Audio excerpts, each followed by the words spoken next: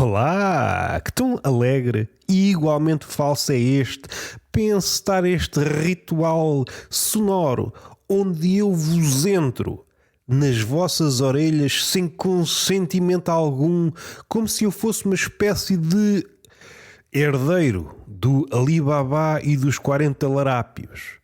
Eu entro-vos pelas orelhas com fins, como é que eu ia dizer, fins marotos. Não para vos levar para a minha religião, que eu devastei o templo à marretada. Se eu for fiel a algum deus, é o deus Dioniso, o deus da loucura, da tragédia, da comédia, da orgia. Há vinho associado a banquetes, orgias, há tragédias, e isso é que nos faz humanos. E a comédia é uma espécie de comentário destrambelhado sobre a realidade.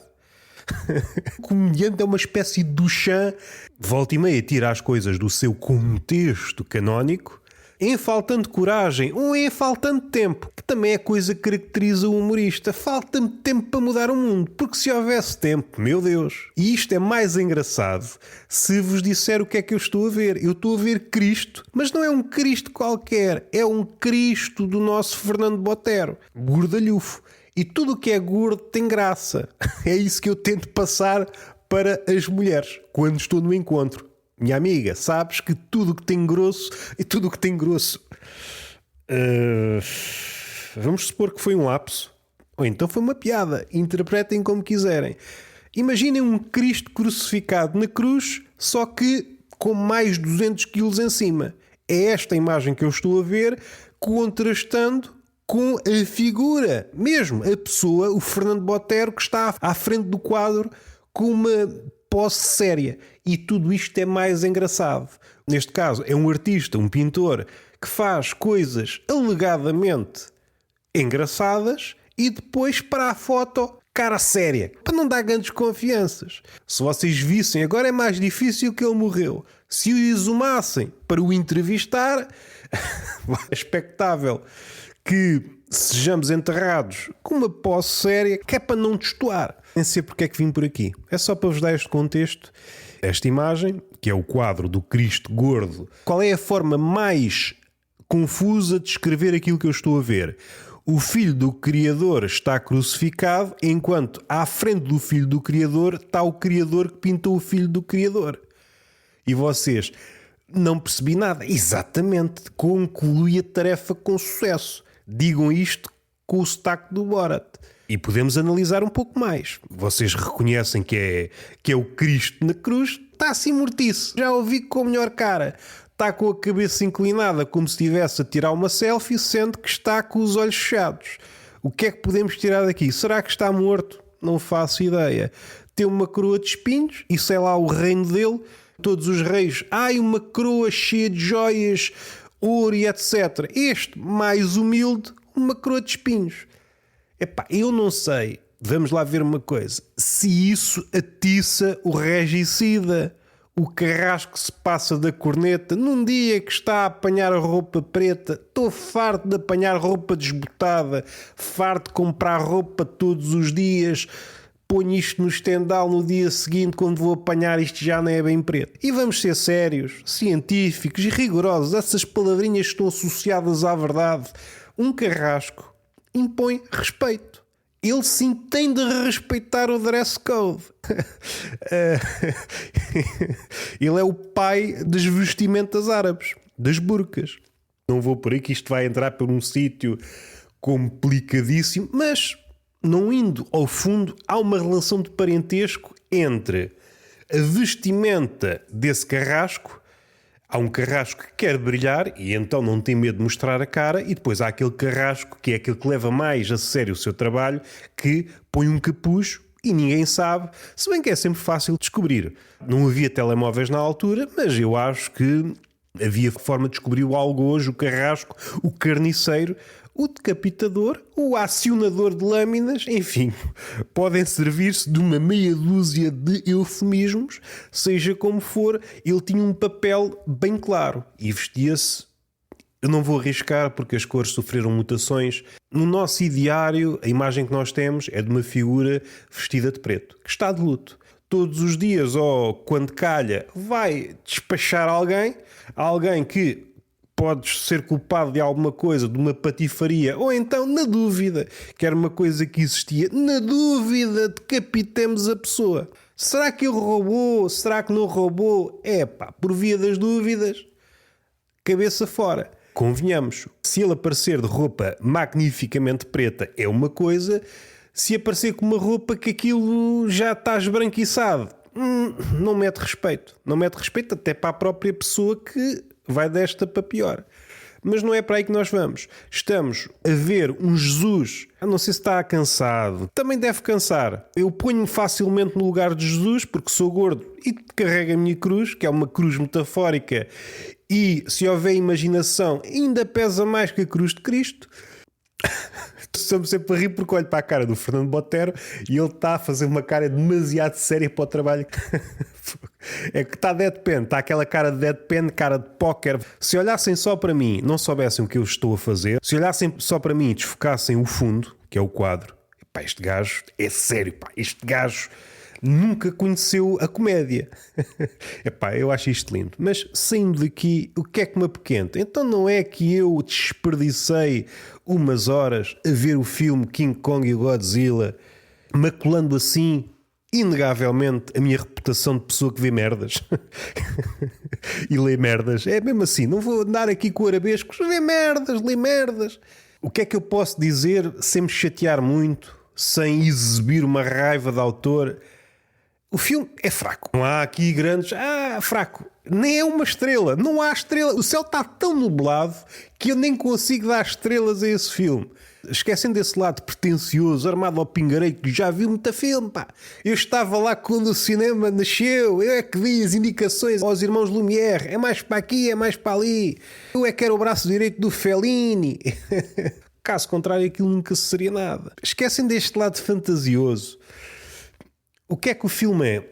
Além de ser uma merda, nós estamos na era do lugar comum. É o lugar comum, lugar comum, lugar comum e não conseguimos sair daqui. Por exemplo, neste caso, é fácil esquecermos que há lugares comuns que estão a ser habitados por oportunismos, por oportunismo financeiro. Vamos explorar estas ideias mancas e isto tanto é válido naquela série, que é uma boa série, mas isto também está cheio de lugares comuns. É fácil perder, é fácil abandonarmos o critério porque é um tema sensível. Estou a falar daquela série da Netflix, o Baby Rinder ou Pequena Rena, não sei se é assim que se pronuncia.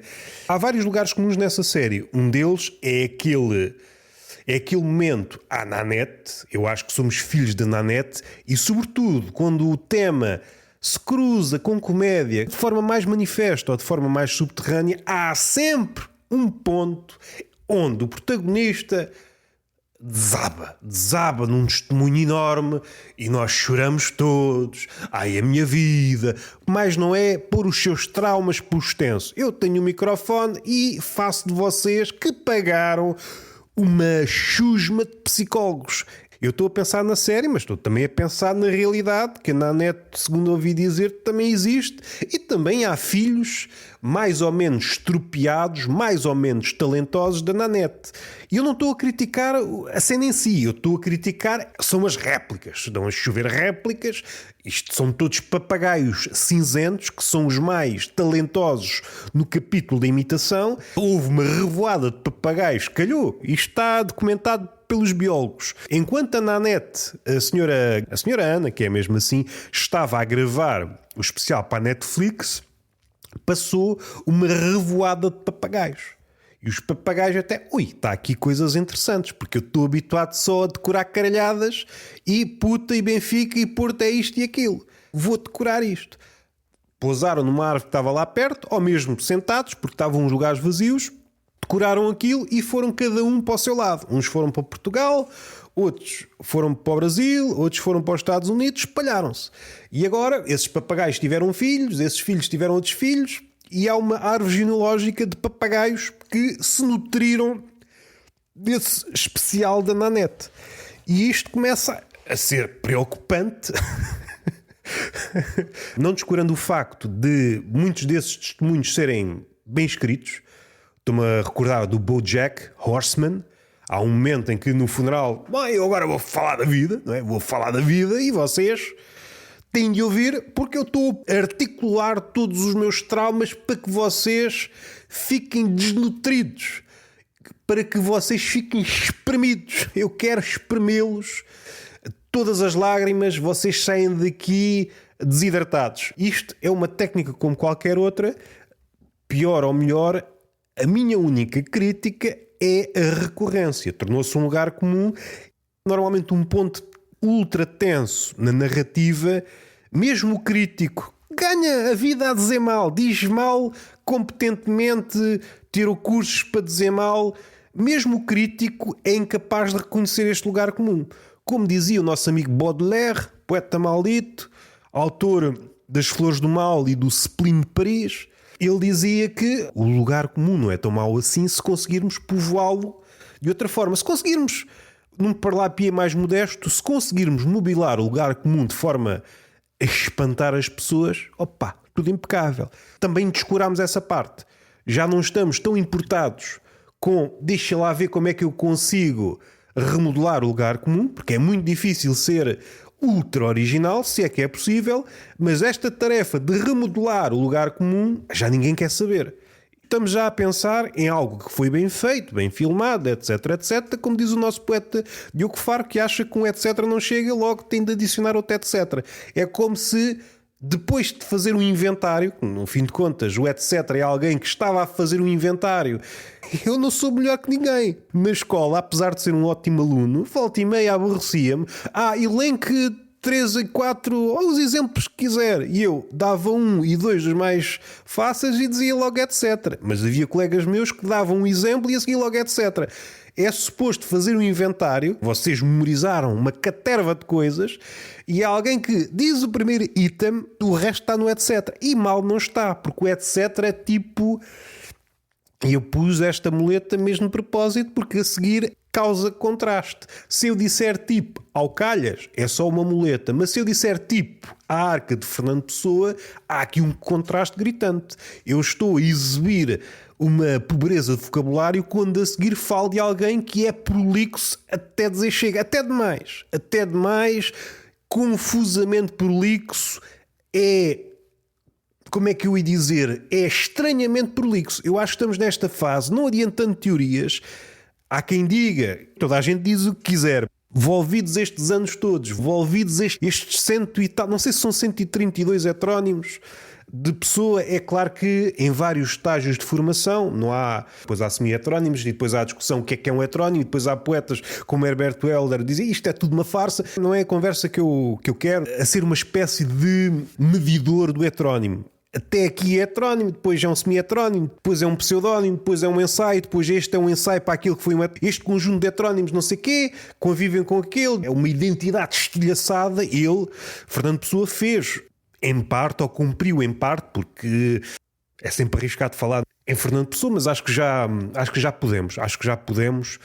Ele mesmo ficando a meio caminho, o meio caminho dele é muito mais do que o caminho cumprido da maioria dos escritores e da maioria dos artistas.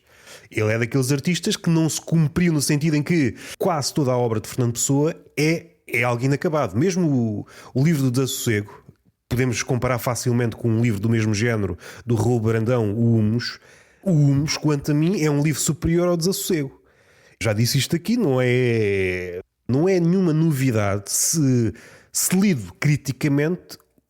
O livro do Desassossego é provavelmente um marco em todos os sentidos na literatura portuguesa e universal, tanto no bom como no mau. No bom, entretanto, interromperam-me. Eu estava aqui a falar de Fernando Pessoa e recebo uma notificação de uma amiga a perguntar se quer comprar shortinho comigo. Enfim, não vou por aí que isto ia-me desviar da conversa. Eu estou a falar de Fernando Pessoa e, entretanto, estou a falar de lingerie ao mesmo tempo.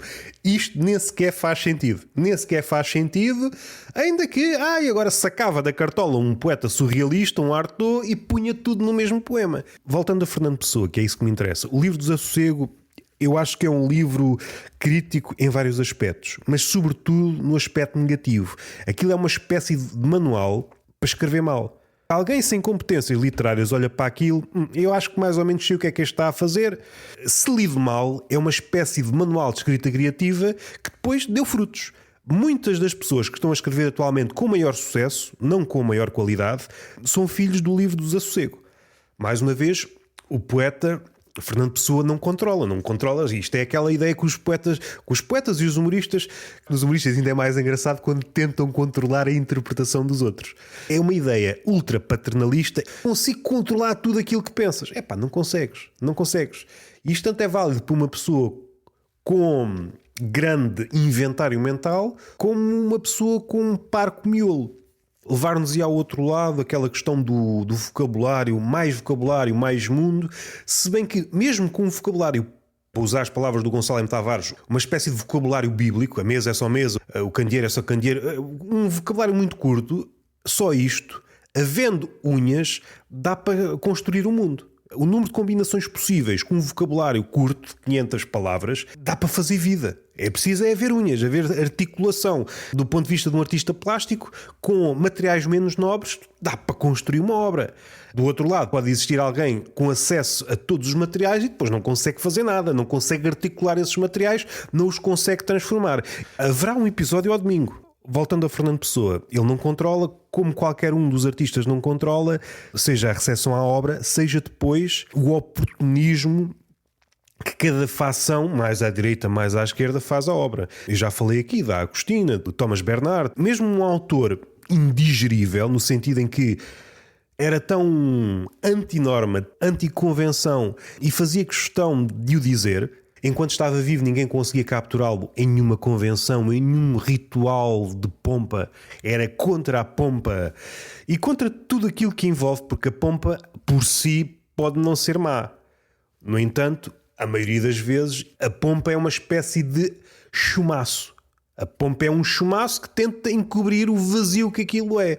Quando uma cerimónia de literatura é só pompa, só chumaço, pode dar-se o caso de não haver nada para apresentar. Quando o pendor é sobretudo para exibir para festas em redor de um livro e a ponto de ofuscar o livro, nada contra as festas. Mais uma vez, fã de Dioniso, festas pode conduzir a orgias. O que é que preferes, uma orgia ou um livro? Depende do livro. Sejamos sérios. Uma orgia é apenas uma orgia e o livro contém múltiplas leituras. A orgia também. Facilmente esgotamos as interpretações de uma orgia. Um conjunto de pessoas a tentar ali encontrar buracos aprazíveis e espremer certas partes do corpo com vista a um prazer que pode ser individual, que pode ser mútuo. É uma espécie de confusão de esperma. Uma espécie de pandemónio de esporra e suor, onde há gritos encavalitados uns nos outros, há palavras assim à toa. Não há um maestro que agrupe aquelas palavras. Fode-me sim. Cada uma dessas palavras a sair de bocas singulares. E não há ninguém a articular. Meus amigos, está bem que está a decorrer uma orgia, mas tudo o que está aqui a acontecer não chega para elevar a poema. Eu já tenho sentido na pornografia ter mais prazer estético, que é uma palavrinha do agrado das classes privilegiadas. O único prazer que consegue retirar das coisas é estético. Fala-me da essência dessa porcaria. Se te esmagou, se te pôs em causa a rede de referências, se adicionou mais uma estrela na tua constelação de referências, se te pôs em causa, se te deixou sem palavras. O prazer estético. É como se estivesse a ver aqueles quadros abstratos sem arestas. Podia ser aquilo como podia ser outros mil. Já foi falado várias vezes por escritores e filósofos. Eu acho que a maioria dos artistas não quer falar do tigre. Quando fala do tigre, fala num tigre que está perfeitissimamente enjaulado. Há a certeza absoluta que o tigre não vai sair da jaula. E é assim que falam das coisas. E isso é falar pela rama. Tem de haver a possibilidade do tigre rachar a jaula, se for de vidro, sair entre as grades e nos foder todos. Caso contrário, é sempre uma descrição a meio gás. Temos de sentir o hálito da morte. Senão, caso contrário, andamos tendo de ter inferno, como diz o Herbert Welder. Eu sinto que as merdas não têm inferno nenhum, Pusemos o inferno para debaixo do tapete. E isto que não chega aos ouvidos do diabo, senão passa-se dos cordos. Um pouco mais a sério, seja escritor, seja o que for, está a pôr o inferno para debaixo do tapete. Aliás, está a fazer algo que devia ser o maior pecado de todos, que é estetizar o inferno. Eu não vejo o Papa a falar nisto. Aquele comediante ou aquele escritor, ou aquele realizador está a estetizar o inferno. E isto não pode ser que eu passe-me da corneta. Se ele disse, são palavras do Papa Chico, disse, se falarem mal da minha mãe, há a probabilidade de levarem um tabeco, uma castanhada. Teve a pedi-las, não pode fazer piadas com a minha mãe. Então se ridiculariza o inferno, que tanto trabalho deu à igreja criar, ninguém diz nada. Mais um lamiré minimamente sério. Isto é afastar-nos terrivelmente da realidade. É pegarmos no mito do escudo de Atena, o escudo polido de Atena, que foi usado para decapitar a Medusa. Há uma espécie de sucessão de escudos, porque o reflexo direto de Medusa é já tão terrível que temos de pôr outro escudo e outro escudo. É um reflexo tão aguado, fomos estetizando a expressão de Medusa, até ser uma espécie de bolinhas, círculos, uma espécie de rebranding de uma marca que vamos tirar a tridimensionalidade, vamos tirar as cobras da cabeça de Medusa, vamos tirar aquele jogar, aquele olhar petrificante, reza a lenda, e entretanto olhamos para aquilo já não nos faz lembrar a Medusa. É um circo de círculos com algumas cores. Isto agrada-me. Nós estamos neste ponto. Porque o reflexo de Medusa nunca agradou. Nunca agradou. Não petrificava, mas nunca agradou. Quem cortou a cabeça de Medusa não é Teseu. Teseu é o gajo que fode o Minotauro que vai ao labirinto cretense. É Perseu. Acaba em eu, narcísico do caralho. O Perseu nunca na vida pensou: epá, é esta imagem que eu vejo aqui refletida no escudo polido, dado pela minha amiga Atena, isto ficava mesmo bem numa parede de minha casa, na sala ou no meu escritório. Um escritório de uma bela peça de teatro. O Perseu reformado a pensar: e houve um tempo em que eu degolei e ainda a cabeça de Medusa numa sacola. Se calhar passei ao lado de uma grande vida. E se eu fosse petrificado? E era o fim. Ele abria a sacola, ou eu, já com Alzheimer. Isso também seria engraçado. Epá, o que é que será que eu tenho nesta sacola? É uma sacola antiga, deixa lá ver. Ah, a cabeça de Medusa, foda-se. E petrificava. Mesmo o reflexo, uma diluição do horror. Agora podem-me dizer, os mais amigos da arte, está bem, mas Caravaggio, ok, mas não me estraguem a metáfora, nós já não estamos nesta fase, uma espécie de exumação desse reflexo, já não é nada, está tão diluído, tão desfocado, que mesmo o arqueólogo, o paleontólogo, o antropólogo, aquilo que os paleontólogos fazem quando descobrem um mini ossinho no deserto, está a olhar para aquele cagalhésimo, aquele centímetro de osso, estou mesmo a ver o dinossauro. Estás a ver, tu estás a beber demais. Esta experiência estetizante por vezes dá-me a volta às tripas. Volta e meia, não tem mal. No entanto, quando vocês estão a falar de temas corpulentos, estetizem, mas é o caralho. É o que dá vontade de dizer. Isto é para algum lado. É um automatismo de certos comediantes que fazem-no como se fosse a única alternativa. E qual é a consequência? Que o pessoal ainda não se deu conta. É a comédia suprema. Afastaram-se das marcas, dizem eles, e quando dou conta, o discurso humorístico é exatamente, mas sem tirar nem pôr, discurso que podia ser adotado por qualquer marca. Não há qualquer rasgo, lampejo, seja de vida, seja de raiva, qualquer coisa que nós, em tempos, chamaríamos humano. Foi sendo moldado, umas vezes conscientemente, outras inconscientemente. Não posso dizer isto, não posso dizer aquilo. O leque de palavras é este. Todos os anos sai uma espécie de glossário de palavras permitidas. E volta e meia dizem que é deselegante. Enfim, vai ser uma conversa no Tortura de Mentirosos, onde andamos aqui à volta do deselegante. Como esta palavra é decisiva para avaliar o trabalho de um humorista. Um humorista que diz que é deselegante determinada coisa, está a falar num dialeto de eufemismos, mas eu não sei se às tantas ele percebe o que é comédia. Podíamos dizer que Rabelais é deselegante, Swift é deselegante. Se é a primeira palavra que nos acode à memória é deselegante, o Rabelais que passa páginas inteiras num exercício de escrita criativa que é adjetivar colhões, no meio de uma história, olha, agora o que me apetece é adjetivar colhões. Mas é uma adjetivação, até isso, a adjetivação para a poesia ou para a literatura é visto como algo de alguém com pouco fôlego. Não sabes bem escrever. No entanto, quando um gajo percebe da poda mesmo um mecanismo menor, fica espantoso. A mesma coisa com o advérbio. O Herbert Welder trocou as voltas. O advérbio normalmente é quase uma muleta. Cotidianamente é usado como uma muleta, sobretudo aqueles efetivamente, basicamente, obviamente. São usados como muletas. É uma espécie de prefácio para a pompa. Ao dissecar aquilo que foi dito, não está aqui nada. Este sarcófago talhado com diamantes, esmeraldas, abrimos o sarcófago, então, mas onde é que esconderam o faraó? Não está aqui nada. E abrimos as vasilhas, cada vasilha corresponde a uma víscera. Mas não há aqui coração de faraó, não há aqui tripas de faraó, não há nada. E depois dizem, foram as hienas, foram a chita, o animal de eleição do faraó. Deixa este lá, Miré. Nem sei para onde é que vou, mas o deselegante é uma palavra coxa. Uma palavra coxa, quando depois há exemplos na literatura e na comédia. Eu sinto que estamos a dias... O pessoal está a medir as palavras, mas eu sinto que estamos a dias de alguém dizer, de um humorista dizer, sabes, o George Carlin, é deselegante. Aquele beat das palavras proibidas é deselegante. Estamos a dias, volta e meia, a conversa chega perto e eu sinto um silêncio. E é aquele silêncio... sem segundas leituras, só múltiplas. É revelador, é aquele silêncio que é revelador. Ele diria, mas sabe que ao verbalizar isso desmascarava. Mas vamos sempre no sentido de perdermos a vergonha. Ou seja, estamos a dias, a anos de um humorista dizer, sabes, aquele beat do George Carlin, é deselegante. Rabelais, páginas a adjetivar colhões. É deselegante. O pai desta merda toda, o pai de Joyce, o Stern, por outras razões. Desmascara aquela ideia da concisão. Isto tudo para dizer o quê? Juntando Stern, Rabelais, Herbert Welder. Quando um gajo tem unhas, dá para fazer de todas as maneiras. Mas isto assim não... Dá.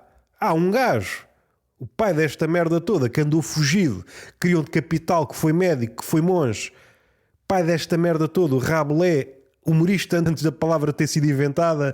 Agora apetece-me adjetivar colhões. Páginas aqui a adjetivar colhões. E esta adjetivação não é aquela adjetivação a Cascais. Fascinante, magnífica, etc. São palavras que podiam figurar numa vitrine. Palavras sem arestas. Palavras que estão muito longe de serem vampirescas. Nunca sairemos de lá com cortes. Eu prefiro uma descrição a essa de Queiroz, aquilo que, para os olhos de hoje, descrever chatamente, do que... alguém que, diante de uma cena, diante de um pôr do sol, porque não, é fascinante. Não estás a dizer nada. Na ideia de muitas pessoas, são pomposas. Não sei se é acordo tácito, muitas vezes é vozeado. Estas palavras são fixe e designam pompa. Há muitas pessoas que estão sempre neste dilema. Qual é a palavra certa para dizer determinada coisa? São todas as palavras. É preciso haver unhas. Esses virtuosos do humor e da palavra, a arte é subjetiva. Está bem, mas há um critério que é infalível para saber se um escritor é realmente... Não haja medo de designar gênio esses três camaradas, Rabelais, Stern e Swift. É se têm filhos posteriormente, que é como costuma acontecer. Tive um filho, mas é mais velho do que eu. A não ser que haja aqui viagens no tempo envolvidas, é assim que acontece. E esses filhos sejam igualmente dignos. Às vezes a ponto de matar o seu pai, na história de Édipo, matar o seu Laio. Psicanaliticamente também já está tudo escrito. Há uma árvore genealógica, cada apiadeiro dessa árvore genealógica mete respeito. Este é o critério infalível para perceber, vocês recuam à origem, aqui está um gajo fecundo, com uns tomates fecundos, deu à luz uma carrada de filhos. Acontece com o Rabelais, vocês veem Rabelais no Joyce. Este juntar palavras e finizar à maneira dos futuristas começou em Rabelais, muito explorado até à náusea, até à loucura em Joyce. Isto para dizer o quê? Quando há, seja de onde for, uma espécie de recuo na palavra, digo, tu andas assim um bocado a leste. E dei estes três exemplos. Rabelais, Swift e Stern representam talvez o patamar máximo da comédia. É quase impossível não ler a obra destes gajos sem pensar em liberdade. O que eles fizeram, não sei se conscientemente, mas o que eles fizeram nas suas obras foi isto. Podem ser lidas uma e outra vez e são sempre outro livro. Mas, arrogantemente digo, aquilo que elas conseguiram fazer foi pôr a liberdade por extenso. Contra tudo e contra todos. Que é a melhor forma, que é para deixar claro. Contra tudo e contra todos, o mundo quer a minha cabeça, mas eu estou-me a foder para o mundo. Esta merda vai ser um livro que vai vergar as estantes. Mas isto tem um peso divino, vem de outro planeta. Não. Matéria comum, igual a tantos outros livros, só que assim que é posto na estante, a estante verga. Porra, está aqui um homem de colhões fecundos, este deu à luz uma ninhada de homens talentosos e génios, e aqui não há critério subjetivo. Vou já acabar só com esta ideia que me maravilhou.